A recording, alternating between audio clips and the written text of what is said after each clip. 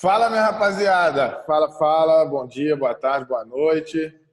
Estamos aí com mais um episódio do Mesa de Bar. Todo mundo doido para passar essa quarentena, para a gente poder estar numa mesa de bar, de fato, né? Todo mundo tomando uma cerveja, brindando presencialmente, curtindo um jogo. Acho que está todo mundo com saudade disso. E hoje a gente trouxe um tema bem interessante para ser debatido aqui, que é o seguinte, cara. Cada vez mais no futebol, as estatísticas estão mais presentes, né? O que a gente não para de ver acontecer aí são os scores, os aplicativos que falam o número de passe certo, passe errado, finalização, enfim. Então, hoje o nosso debate é exatamente isso, né? Qual é a relevância dos números no futebol?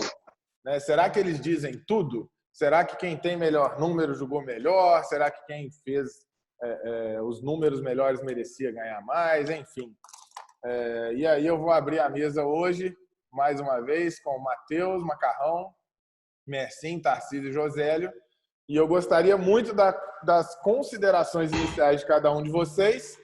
Queria muito de bate-pronto aí que vocês me falassem assim, ó, você é entusiasta dos números no futebol, é aquele cara que adora ficar acompanhando as estatísticas e tal, ou você é o cara que não gosta disso, futebol para você só gosta de sentir e não gosta de ficar vendo o número? Quem que me responde isso aí de primeira? Eu vou ser sincero, eu não fico muito ligado em número, não. Eu acredito que número, em algumas situações, ele diz muito que, por exemplo, que cada jogador foi ou cada jogador é, mas eu, particularmente, não fico muito ligado em número, não. A não ser, assim, um jogo de futebol, eu presto muita atenção, às vezes, em posse de bola, mas, às vezes, também um time tem muita posse de bola, mas não chuta em gol. Então, assim, eu, particularmente, não fico muito ligado em número, não. Fala, Matheus. Olha só, na verdade, eu queria colocar aqui que reza a lenda que existem 3 tipos de mentira, né? As mentiras sagradas e a estatística. Então, assim, a galera que fica muito presa à estatística, eu acho que perde um pouco o charme do esporte, do evento. Eu também sou meio que um pouco contrário a ficar avaliando muito o número. Não que ele não seja necessário, mas eu acho que às vezes a estatística ela engana um pouco. Ao mesmo tempo que ela pode elucidar, mas reza a lenda que ela pode ser usada também para enganar. Entendeu? Eu também não sou muito entusiasta dessa questão de supervalorização da estatística, não. Bom, número não há dúvida quanto à importância do número, né? Inclusive no futebol. Agora, o que diferencia a relevância do número no futebol das outras, por exemplo, como na economia, na política, enfim, na estatística, é que o futebol é muito paixão também. E quando a gente trabalha com paixão, com memória afetiva, com construção de narrativas, os números geralmente ficam relegados a um segundo plano. Eu gosto de número, mas o que eu mais gosto de fazer com os números no futebol é contrapô-los à paixão. É pegar o número e ver, poxa, esse aqui tem números muito melhores, mas não chegou nem aos pés do outro. Então eu gosto de contrapor números e paixão para ver que talvez nenhuma outra área do mundo tenha tanta disparidade ou tenha tanto choque entre o que as estatísticas dizem e o que, de fato, a paixão ou a praxis coloca. E isso é muito legal no futebol.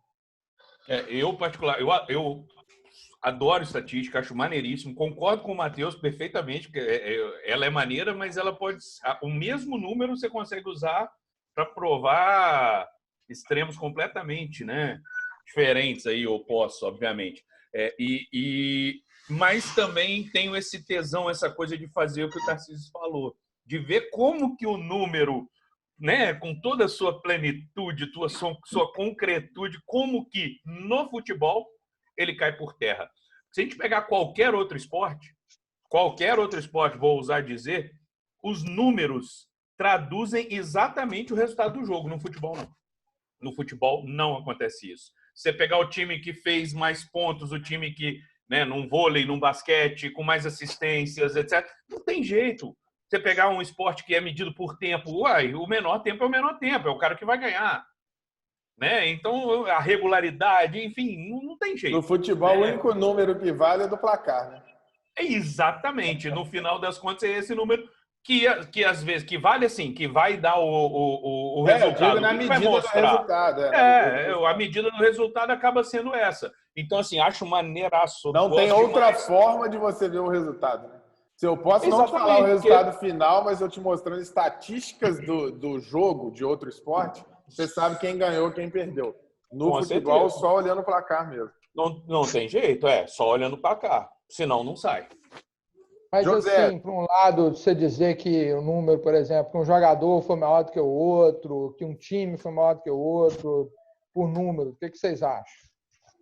Posso falar? Deixa o Diga, José. José é entusiasta. Vamos lá. O que eu quero dizer é o seguinte: se você pegar o número frio e não analisar o desempenho, ele não serve para nada. Não serve para nada. Toda grande empresa do mundo hoje, ela tem banco de dados de tudo. De tudo. Você vê que os jogadores, sobretudo do Flamengo, que a gente acompanha mais, eles jogam com GPS, cara. Eles jogam com GPS. O que é isso? O cara é mapeado o tempo inteiro. Assim, uma hora que vocês vierem aqui em casa aqui ver um jogo aqui, marcar de ver um Flamengo e Vasco, aqui com o Macarrão e o Dal para vir aqui também, eu vou mostrar para vocês a quantidade de planilha de estudo que eu tenho aqui, cara. De tudo que você puder imaginar, eu tenho. Medo de tudo que você puder imaginar. Quer dizer, tá desanimando os caras de ir, ué.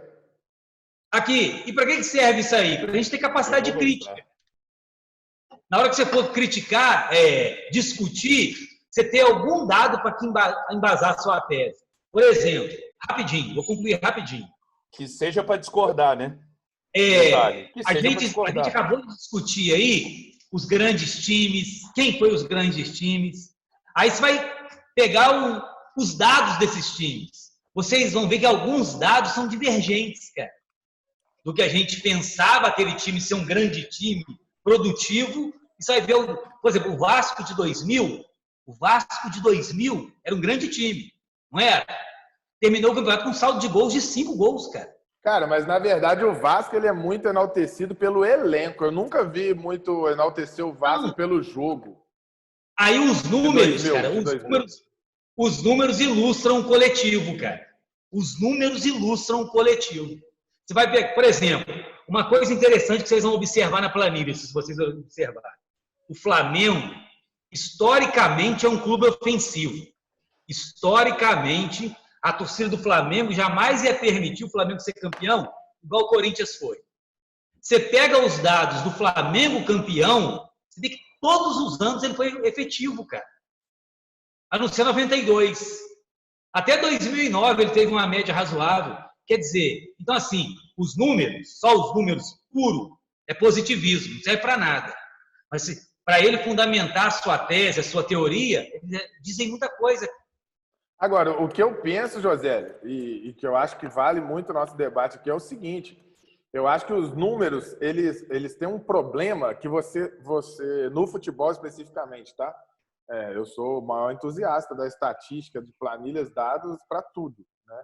Agora, para o futebol, talvez seja a única exceção que os números não conseguem trazer, na minha visão, a realidade do jogo. Porque o futebol, eu acredito no futebol que você sente mais do que você enxerga, enfim. E aí, por que eu estou te falando isso? Porque quando você fala que o número fala do coletivo de que forma? Da forma que você sente futebol. Então, por exemplo, você gosta de um futebol ofensivo. Então, você vai falar assim, não, mas o Corinthians foi campeão, mas não era efetivo. Na verdade, na proposta que o Corinthians tinha... Um gol de média. Pois é.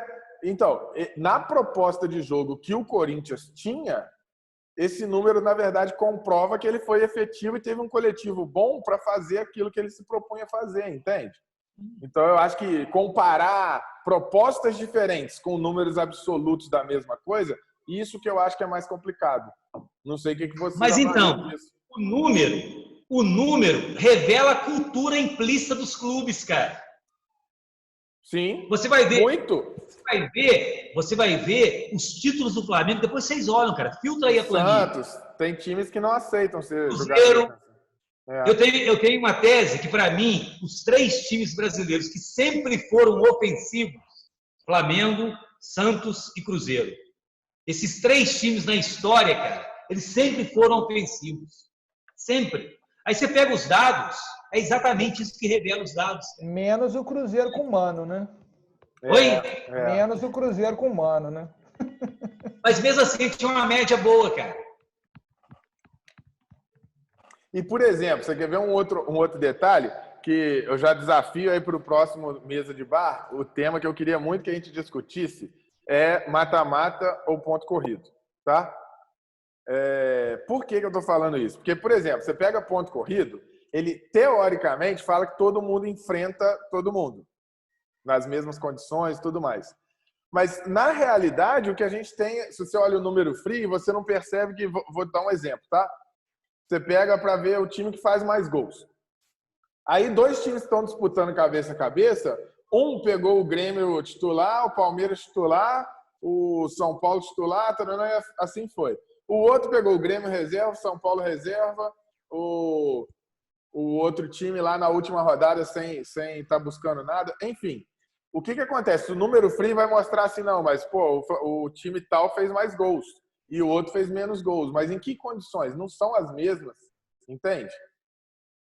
Mas são 38 variáveis. O percurso é muito longo. Exato. Então, o que vai prevalecer? A regularidade nesse percurso. Não tem, para mim, não tem, é um retrocesso discutir mata-mata no futebol brasileiro. Vamos a esses números aí, não vai para a tela não, pô?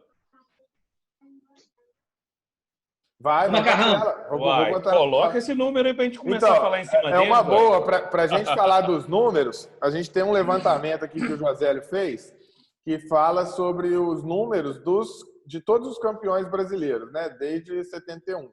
O Josélio não seguiu ali a recomendação da CBF de considerar as Taça Brasil lá, que esse troço lá. Isso aí, futebol a partir de 71, José. O resto é invenção. O resto é invenção, exatamente. Então o Botafogo tá brigando aí para ser campeão na Venezuela e já viu. Então, pessoal, olha só. O Josélio quer conduzir? Você vai falando, eu vou mexendo aqui. Só para a gente elucidar o que os números podem mostrar e a gente finaliza nosso episódio debatendo rapidamente o quanto que isso para cada um aí da mesa é positivo ou negativo, ok? Ô, Rafael, coloca na segunda planilha aí, na pretinha aí, ó, aproveitamento. Então, percebam aqui que o Josélio montou uma planilha, como eu falei, de 71 até 2019, com o campeão, número de jogos, vitória, empate, pontos, aproveitamento, enfim. Então, falando do aproveitamento, diga, José, a gente tem aí, em ordem rapidinho, de depois aproveitamento. O que é MGP, MGC, porque eu sou de humanas, eu tô média de gols pró, média de gols contra. Tá, entendi. Eu acho que muita gente tem essa dúvida também, tá? Bom, fiquei quieto e deixei alguém falar por mim. Aí, ó, por exemplo, quando discute os grandes times do futebol brasileiro, o pessoal fala do Internacional? Não fala. Não fala. Mal fala do Falcão. Não fala do Inter. Foi um baita time. Olha o papel da imprensa do eixo Rio-São Paulo. O camarada que é do Nordeste, esse Inter não existiu, cara. Então, assim, quem não tiver a capacidade de investigar, desconhece a história. Sim. Concorda? Não, e um desempenho absurdo, né? Absurdo. É lógico. 79 é campeão invicto, né, cara? É lógico que se você pegar o modelo de campeonato dessa época, eu analisei também, na primeira fase era um grupo com 9 times, eram 3 times grandes e o resto era tudo time pequeno. Mas isso não vem ao caso. Foi campeão. Sim. Todo mundo jogou na mesma circunstância, os outros grandes também. Né? Quando a gente cita os grandes times brasileiros, quantas vezes que aparece o Internacional da década de 70? Aí, outra coisa, né, gente? Ser campeão invicto na época de mata-mata é muito complicado, porque você pegava um jogo, uma semifinal de mata-mata, o bicho tá pegando, né? Imagina. Jogo em casa é jogo fora, né? Entendeu? Aí, ó, aí você vai ver, ó, dos 8 primeiros, tem 3 Flamengo aí, ó, em aproveitamento. Quer dizer, O Cruzeiro de incontestável. 2003, o Cruzeiro de 2003, que talvez seja o mais exaltado aí em termos de aproveitamento, né? Todo mundo sempre cita, e ele fica só em 8º, né? Oitavo lugar. Mas, E é um grande time. mas na era de pontos corridos é o segundo, né? É o segundo. Mas de 2006 para cá, começou com 38 rodadas, quem que é o segundo? O Cruzeiro de 2013. Isso vai de encontro com a teoria dos times ofensivos, cara. Os times ofensivos é diferente. Aí você vai ver nos últimos lá. Caralho, o Vasco de 2000 não aparece. Não, é lá atrás. Eu vi na planilha outro dia, lá atrás. Lá embaixo. Muito. Onde está o Flamengo de 87? Caralho. Vasco Então você de vê o 2000 tem 43 ali, 53%. 43º Flamengo, de Rapaz, 87, olha se lá. você pegar o Atlético de 87, capaz dele ir lá para cima. Que foi terceiro colocado. O Atlético Agora, 77, então, depois faz um levantamento do Atlético 77, que é vice-campeão gente. brasileiro invicto. Ô, Rafael, você cita o regulamento. Olha o saldo de gols do Coritiba campeão em 86, 85, cara. Negativo. Saldo negativo, né, cara? Negativo. Porque o esquema de competição era louco, cara. Quer dizer, no ponto corrido isso nunca vai acontecer. Olha o saldo de gols do Flamengo de 2019. Ô, José, se tem uma coisa que eu tenho estudado é sobre ponto corrido e mata-mata, e eu vou te surpreender que eu vou te convencer do contrário no próximo episódio. Pois é, eu vi um número aí, sobe um pouco aí, Rafa, sobe um pouco ali. O que eu vou falar, eu sei que eu não é afirmável, posso subir até lá no topo lá. Não é afirmável, obrigado, não é afirmável estatisticamente, por quê? Porque eu não estou olhando os dados dos segundos colocados em cada ano desses aí, tá? Mas olha que interessante, ponto corrido a partir de 2003, beleza? Desse recorte, certo? Uhum. Ó, quantos você tem Exatamente, entre os primeiros que são... Eu tinha visto isso quando ele mandou. Maiores, né? O aproveitamento maior. Eu não sei o segundo colocado, se às vezes não tinha um aproveitamento maior do que o do primeiro, circunstancialmente, tal. Mas o aproveitamento em si é muito maior. Ô, Macau, eu estou isso entendendo o que já você diz quer muito, dizer. né? Você está dizendo já que diz joga muito. por terra aquela história de que o mata-mata não é justo. Não é né? justo. Exatamente. Na verdade, no mata-mata você tem aproveitamento gigantesco. O número mostrou isso para mim. A primeira coisa que eu olhei, eu falei, olha que Mas interessante. isso não é verdade, Você pega, não, ó, Macarrão. Não, mas olha só, você tem o Flamengo de 2019, ali em terceiro. Mas o Flamengo de 2019 é o ponto fora da curva aí desses dados, cara. Perfeito. Então, aí depois você tem o Cruzeiro de 2003 em 8º, o Corinthians, ó, em 10º. 2015. Vai pegando. Depois 14. Entre os 15 primeiros, você tem 5 só. E 10 do mata-mata. 5 da era de ponto corrido, de aproveitamento. Não sei se o que eu falei. O dado não me permite dizer que o segundo colocado não foi injustiçado. Não sei, eu não estou vendo o segundo colocado, né? Mas que o aproveitamento mostra uma coisa diferente, assim, em alguma medida mostra. Repito, estatisticamente, não posso afirmar 100% de que isso mostra que não era injusto. Mas é uma pulguinha atrás da orelha para pensar. Vai ser um episódio e tanto o próximo. Só disso. Acompanha aí, galera. Agora, olha de gols nós aí. Saldo de gol ou Dá gols spoiler, marcados? não, né? Gols marcados, olha aí. Time que mais marcou gol. Internacional também. 76, esse time de 76. Você fez pela média, né, ô José? Média de gols. Média de gols. 2,57. Pela média. Caraca, é gol pra caramba, hein? De média, hein? Pô. Em 23 jogos, né? Não, o Flamengo de Lembrando aí que 2019 também era média, mais qualquer número baixo derruba, né? A média, qualquer númerozinho ruim vai lá embaixo, né? Então o time fazia muito gol mesmo. Caraca, surpreendente o Atlético Paranaense de 2001, né, cara? Muito ofensivo, cara. Mas o time ninguém jogava pra fala, frente, né? cara. Fazia muito gol, cara. Ninguém fala. É o que eu tô te falando, cara. Ó, cara, e olha Acaba que que a gente interessante. valoriza demais o time de São Paulo e do Rio em detrimento dos outros, cara. Aqui, outro indicador que entre os 15 primeiros, você tem 4 só da era de pontos corridos. Olha como é que a era de pontos Não, é corridos... mais difícil manter a regularidade, Rafael. Na verdade, ué. é algo para a gente falar, mas eu enxergo que é um jogo mais morno.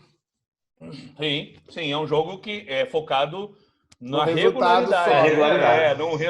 E num tem nada de resultado espetáculo. global, né? Isso. Eu acho que é interessante investigar Pronto. primeiro para a gente afirmar depois. Claro, mas é um indício, vamos dizer assim. É Por uma isso que linha só análise investigativa, né? rápida.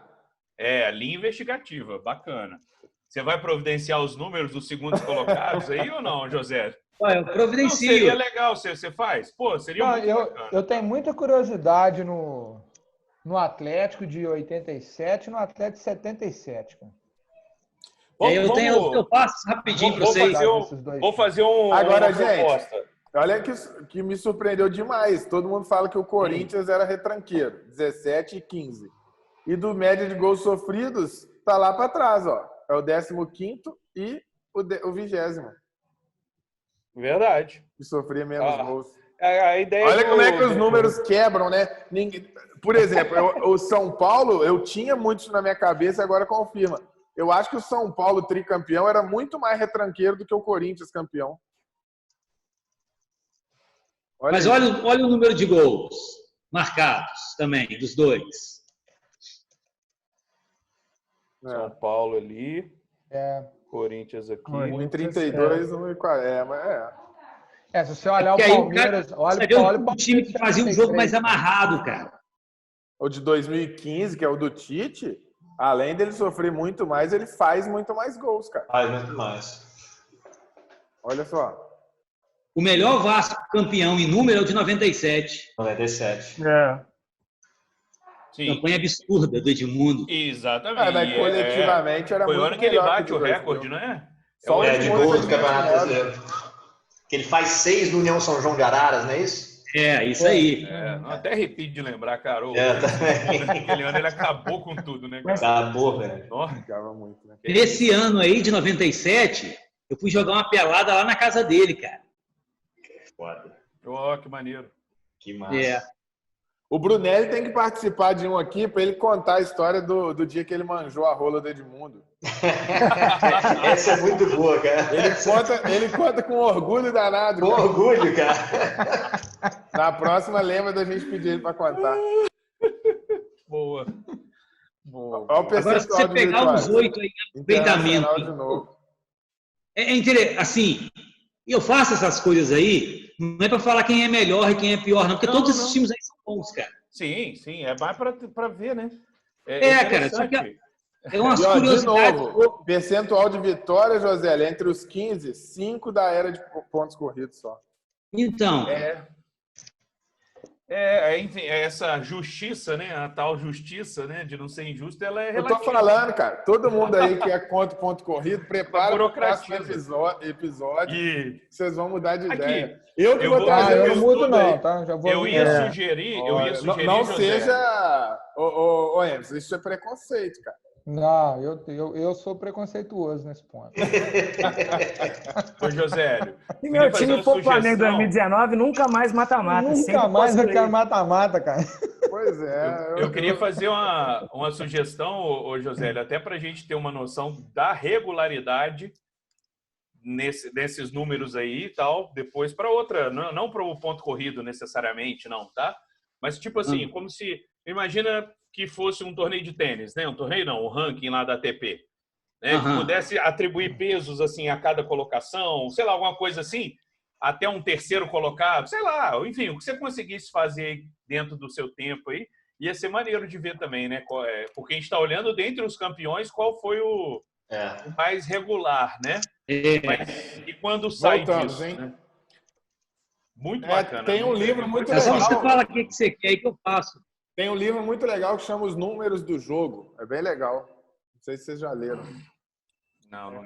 Eu acho o seguinte, o número sozinho não serve para nada. Sim. Mas se você começar a ter esses números, começar a produzir análise, ele enriquece muito a análise.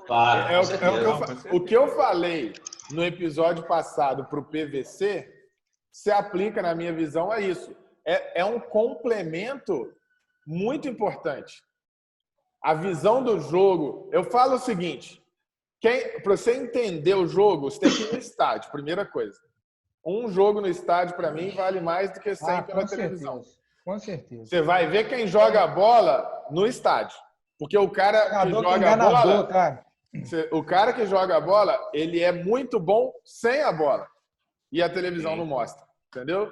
Então, a primeira coisa, eu acho que o mais importante é estádio. Aí, estádio, energia, enfim, tudo que o futebol tem para te entregar ali. Depois, aí sim, o debate, que é o que a gente está se propondo a fazer aqui, e com os números para elucidar isso, eu acho que os números são um complemento fantástico. Você vê quanta curiosidade que a gente tirou num bate-papo rápido com aquela planilha ali.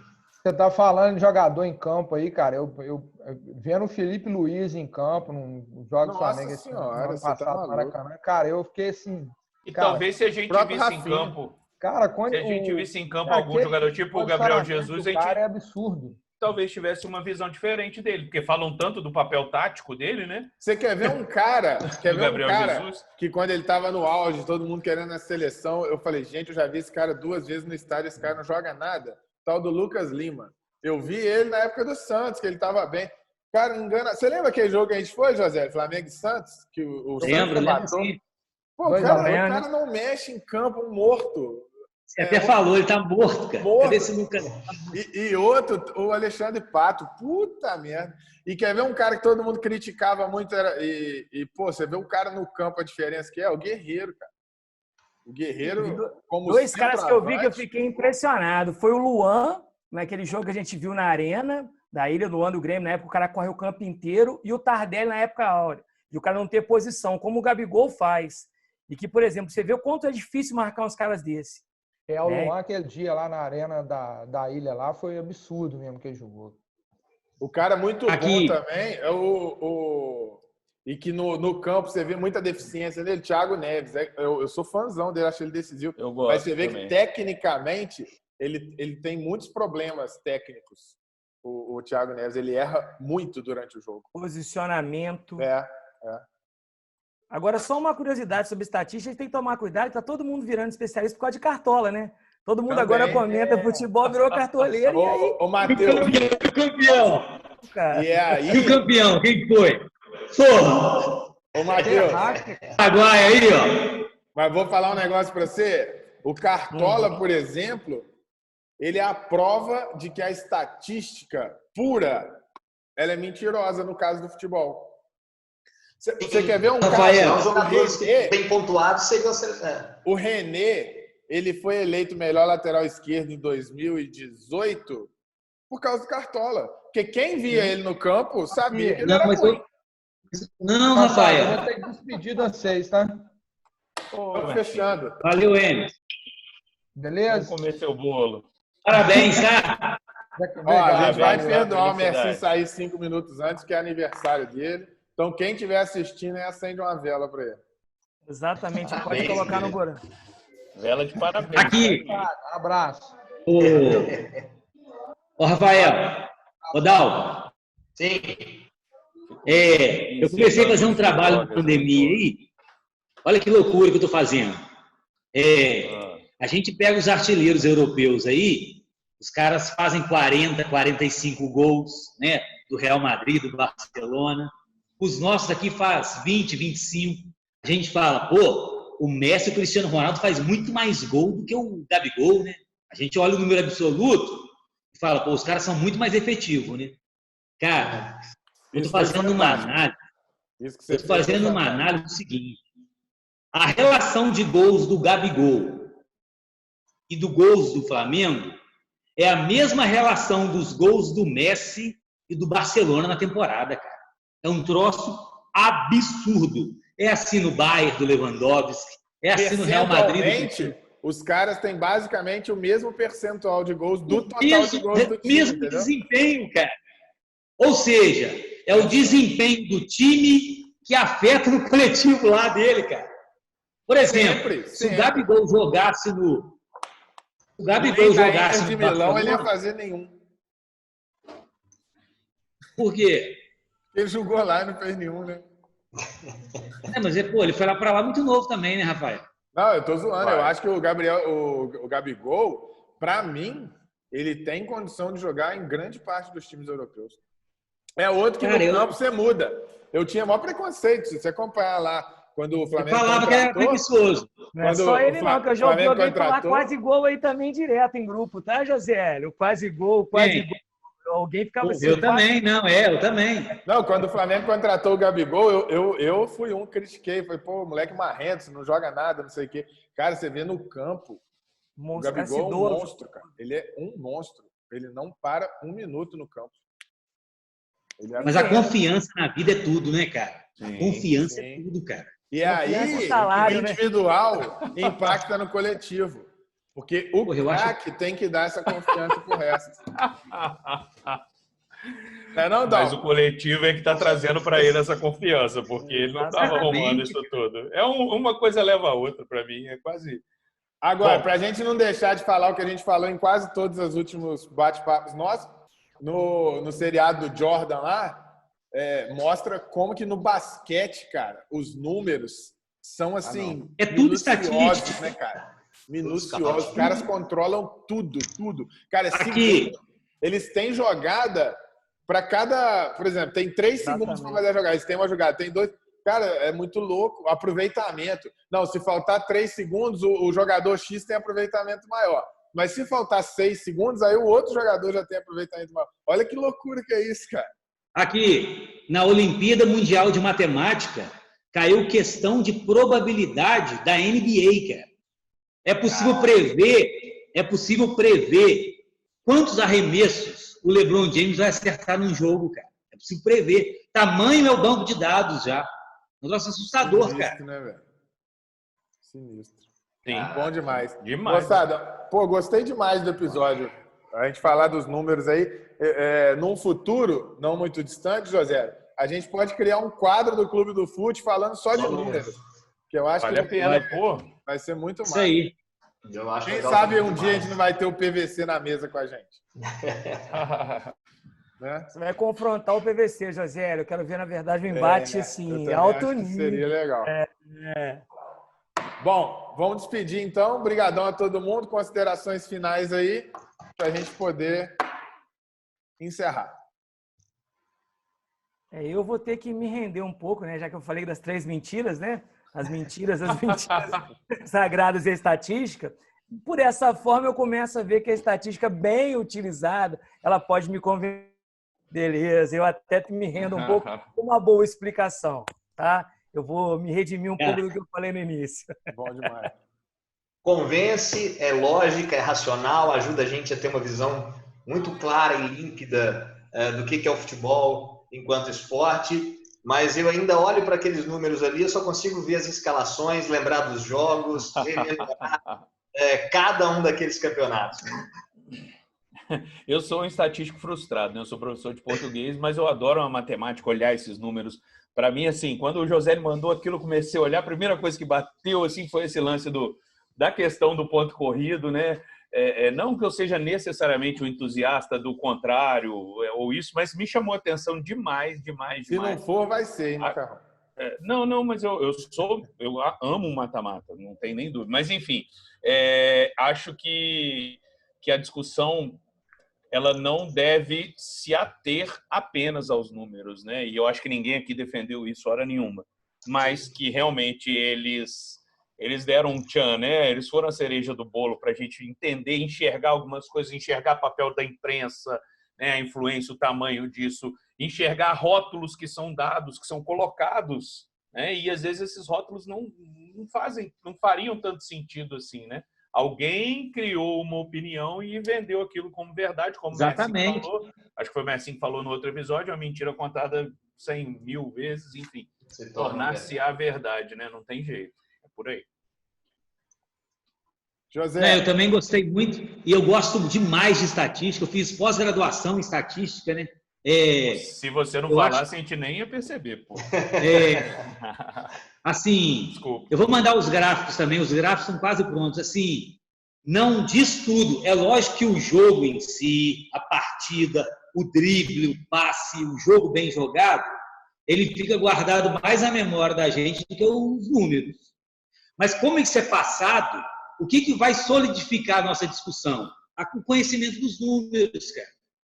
Assim, então, assim, Eu acho que é muito bacana a gente confrontar a nossa memória afetiva com os dados, com o que a imprensa produz de notícia, que aí isso produz a nossa crítica. Se alguém discutir com vocês, você tem fundamento, você tem base para discussão. Bom demais. Moçada, brigadão, até a próxima. Sexta-feira que vem tem episódio novo e quarta-feira tem a nossa resenha, toda quarta, 21h30. Show de bola? Abraço. Valeu, galera. Valeu. Valeu, galera.